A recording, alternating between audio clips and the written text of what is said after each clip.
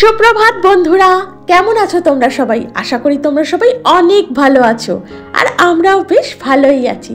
সাধারণ ঘরকন্যা চ্যানেলে তোমাদের সকলকে জানাই শীতের সকালে একটা ওয়ার্ম ওয়েলকাম।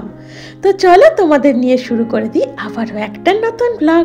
সকাল সকাল ঘুম থেকে উঠে ফ্রেশ ট্রেশ হয়ে চলে গিয়েছিলাম বাগানে, আর দিয়ে নিয়েছিলাম গাছ কটাতে জল। আর জানো তো, আজকে ধুতুরা সুন্দরীদের কোনো খবর ছিল না, আর ওই পঞ্চমুখী জবা গাছটা একটাই ফুল ফুটেছিল, তাই আর সেরমভাবে তোমাদের সাথে শেয়ার করলাম না। তারপর বাগান থেকে ঘুরে এসে করে নিয়েছিলাম তিনজনের জন্য গরম গরম চা, আর মনকে খাইয়ে দিয়েছিলাম জল বিস্কিট। আর জানো তো, ওনা সকালে ঘুম থেকে উঠে না গরম কিছুই খেতে পারে না, কারণ ওর শরীরে না কেমন একটা অস্বস্তি হয়। তো যাই হোক, ওকে এখনও আমি জোর করি না, ওর ওই জল বিস্কিট খেয়েই মানে শরীরটা ঠিক থাকে, তাহলে ওই জল বিস্কুটটাই ওকে খাইয়ে দিই। আর যত বেলা হয় তত একটু আস্তে আস্তে খাবারের পরিমাণটা বাড়াই, মানে এই ধরো টিফিনে একটু রুটি টুটি খায়, তারপর আস্তে আস্তে একটু ফল খেলো বা এটা সেটা খেলো, তখন আর কোনো শরীরে অস্বস্তি হয় না। তো দেখো, জানো তো আজকেও না আমার সকালবেলা প্রচণ্ড কাজের চাপ, কারণ আজকে আবার মনের স্কুল আছে। স্কুল থেকে না কালকে রাতেই মেসেজ করেছিল যে আজকে স্কুল যেতে হবে প্রত্যেকটা স্টুডেন্টকে। তো আজকে স্কুল আছে মনের, আর তারপর স্কুল থেকে এসেই না আবার পড়তে যাওয়া আছে। তো বলতে পারো এই কটা দিন সকালবেলা যা চাপ চলছে না কাজের, মানে কি বলবো। আর এদিকে ঘরদোরটা ঝাঁটও দিয়ে নিয়েছিলাম, আর ভালোভাবে মোছামুছিটাও করে নিয়েছিলাম। আর উপরের ঘরটা তো জানোই তুমি, প্রতিদিন আমি সব কাজের আগে ওই ঘরটা পরিষ্কার করে নিই, কারণ ওই ঘরে থাকে আমার ঠাকুর। আর এদিকে টিফিনে কি করব ভেবে করে নিয়েছিলাম একটু চাউমিন, আর খেয়ে নিয়েছিলাম আমরা তিনজনে, মানে আমি, মা আর মেয়ে, আর ওর বাপি ছাতু মুড়ি খেয়েই আজকে বেরিয়েছে।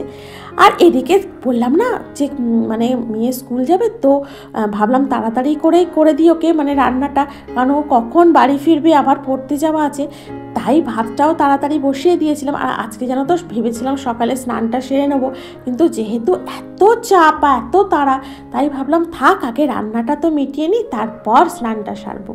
আর আজকে দুপুরের লাঞ্চে করে নিয়েছিলাম ডাল, পোস্তর তরকারি, আর ওই উচ্ছে ভাজা, বেগুন ভাজা, এইসবই আর কি। আর যেহেতু জানো তো আজকে শুক্রবার, তো আজকে কেন আজকাল দুদিনই পুরো আর কি নিরামিষ আমাদের। তো ওই কি করব করে নয় শুক্রবার নয় শনিবার একটু আমি ওই নয় পনির আর নয় পোস্ত, এই দুটোর মধ্যে একটা এইভাবে করে চালিয়ে দিই। আর এইদিকে মন স্কুল যাবে, তাই কাজকর্ম সারছি, তার মধ্যেই চলে এসেছে আমাদের লুচি রানী। ও লুচু, ওই দেখ ডাকছে তো, হ্যাঁ মামা, ও মামা, কোথায় দিদি? কই দিদি, কই গো? এদিকে এই যে।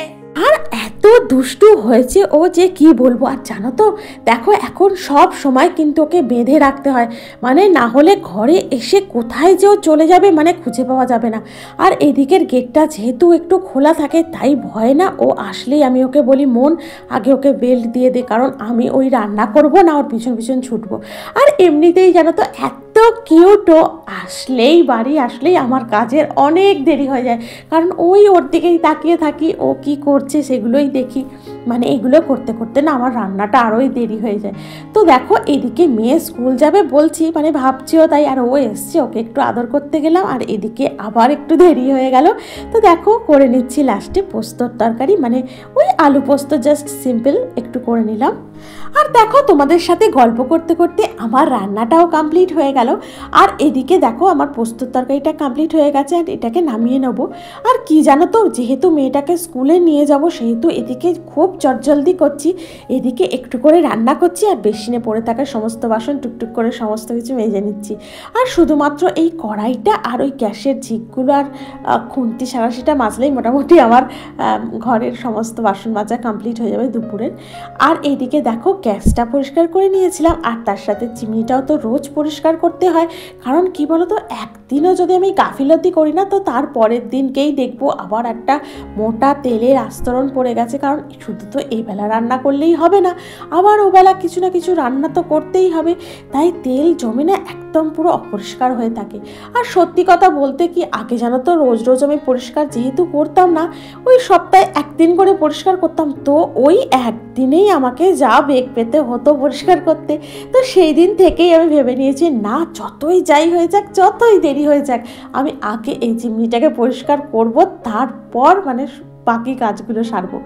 তো দেখো সেইভাবেই আমি রোজই পরিষ্কার করে দিই। আর বলতে পারো এখন চিমনিটা একদম ঝাঁ চকচকে থাকে আর পরিষ্কার পরিচ্ছন্ন থাকে। আর এদিকে মনকে স্কুলে দিয়ে আসার পর করে নিয়েছিলাম স্নানটা, আর করে নিচ্ছি আমার ছোট্ট একটু স্কিন কেয়ার। আসলে কি জানো তো, মনকে স্কুলে দিতে গিয়ে ওখানে জানলাম যে মনের ছুটি হতে বেশ কিছুটা সময় লাগবে। তো ভাবলাম এখানে বসে আর কি করব, তাহলে চলে যাই বাড়িতে, গিয়ে আমার স্নানটা কমপ্লিট করে নিই। কারণ ওটা করে আমি যাইনি, কারণ যা তাড়া ছিল, আগে ভাবলাম মেয়েটাকে স্কুলে দিয়ে আসি, তারপর বাকি যা যা কাজ আছে সমস্ত কিছু কমপ্লিট করব। আর জানো তো, আমাদের প্রত্যেক বাবা মারই কিন্তু আগে দরকার সন্তানকে গুরুত্ব দেওয়া। তো বলতে পারো এই কথাটা প্রায় আমরা সব বাবা মাই জানি, কারণ আমাদের কাছে আমাদের সন্তান হচ্ছে সবার আগে। দেখো, কাজ তো আমাদের প্রত্যেকের জীবনে আছে আর থাকবে, তো এমনভাবে আমাদের সন্তানের সাথে আমাদের মিশতে হবে যাতে ওরা কোনোভাবে আমাদের মিস না করতে পারে।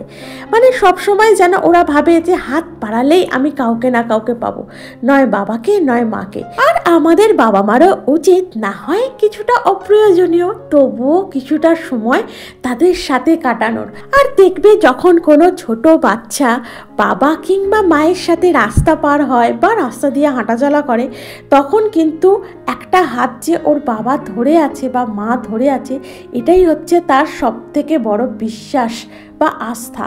সে তখন কোনো দিকেই হোশ থাকে না, সে তখন নিজের মনে নিজের খুশিতে নিজের ছন্দে চলতে থাকে। আর তার একটাই বিশ্বাস ভরসা যে আমার হাতটা কেউ একজন শক্ত করে ধরে আছে।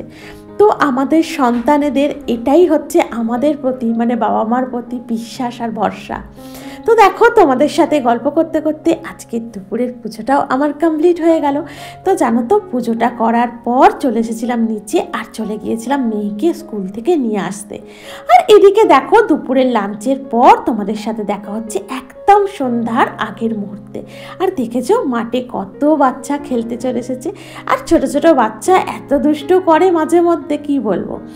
আর এদিকে দেখো, এখন বসে গেছি প্রার্থনায়, মানে সান্ধ্যকালীন প্রার্থনার কিছু মুহূর্ত আগে। তো এদিকে ধূপ দ্বীপ আর শঙ্খ বাজিয়ে করে নেব আজকের সন্ধ্যার প্রার্থনা। আর যেহেতু এখন জানুয়ারি মাস পড়ে গেছে, তো এই মাসে মানে এই মাস থেকে শুরু হলো, এবার আস্তে আস্তে প্রতি মাসে আমাদের প্রার্থনার সময়টা পিছিয়ে যাবে। মানে যেমন 4:46 থেকে প্রার্থনা টাইমটা ছিল, তো সন্ধ্যা হিসাবে, তো এখন আস্তে আস্তে আস্তে আস্তে ডিসেম্বর মাসটা চলে গেলেই তো সন্ধ্যাটা আস্তে আস্তে আস্তে আস্তে পিছিয়ে যায়। মানে এই ধরো এখন প্রার্থনার টাইম হচ্ছে 5:06 থেকে। তো বলতে পারো খুব তাড়াতাড়ি আগে প্রার্থনাটা হয়ে যাচ্ছিল, তো এখন একটু দুপুরবেলার দিকটা হয়তো একটু রেস্ট নিতে পারবো। মানে ওই সন্ধ্যার প্রার্থনার জন্য তাড়াতাড়ি করে আবার উপরে চলে আসতে হবে না। তো আস্তে আস্তে আস্তে আস্তে এবার প্রার্থনার টাইমটা পিছিয়ে যাবে। তো দেখো, এদিকে ধূপদীপ শঙ্খ বাজিয়ে আমি বসে গিয়েছিলাম প্রার্থনায়। আর জানো তো, যা ঠান্ডা পড়েছে, আমি ওই দুপুরবেলা খাওয়ার পরই পায়ে মোজাগুলো পরে নিয়েছি। আর দেখো, প্রার্থনার সময় মোজাগুলো আর খুলিনি। তো দেখো, প্রার্থনা শেষে চলে এসেছিলাম নিচে, করে নিয়েছিলাম গরম গরম চা, আর নিয়েছিলাম সাথে একটু চিড়ে ভাজা, চানাচুর, আর একটু ছিল গুড়কাঠি। তো এটাই ছিল আজকে সন্ধ্যার টিফিন। আর জানো তো, আজকে রাতের ডিনারে ভেবেছি একটু মাটার পনির করব। তো দেখো, মাটার পনির করেছি আজকে রাতের ডিনারে, আর ভেজে নিয়েছিলাম গরম গরম পরোটা, আর সাথে তো ছিল খেজুরের গুড়। আহা, এর থেকে লোভনীয় ডিনার আর কি হতে পারে বলো। তো আজকে আমার ভিডিওটা আমি এখানেই শেষ করলাম। তোমাদের যদি ভালো লেগে থাকে তাহলে অবশ্যই একটা লাইক করো, কমেন্ট করো, আমার চ্যানেলটিকে সাবস্ক্রাইব করে আমার পাশে থেকো। তো দেখা হচ্ছে তোমাদের সাথে পরবর্তী ব্লগে। ততক্ষণ পর্যন্ত তোমরা অনেক ভালো থেকো, অনেক সুস্থ থেকো। টাটা।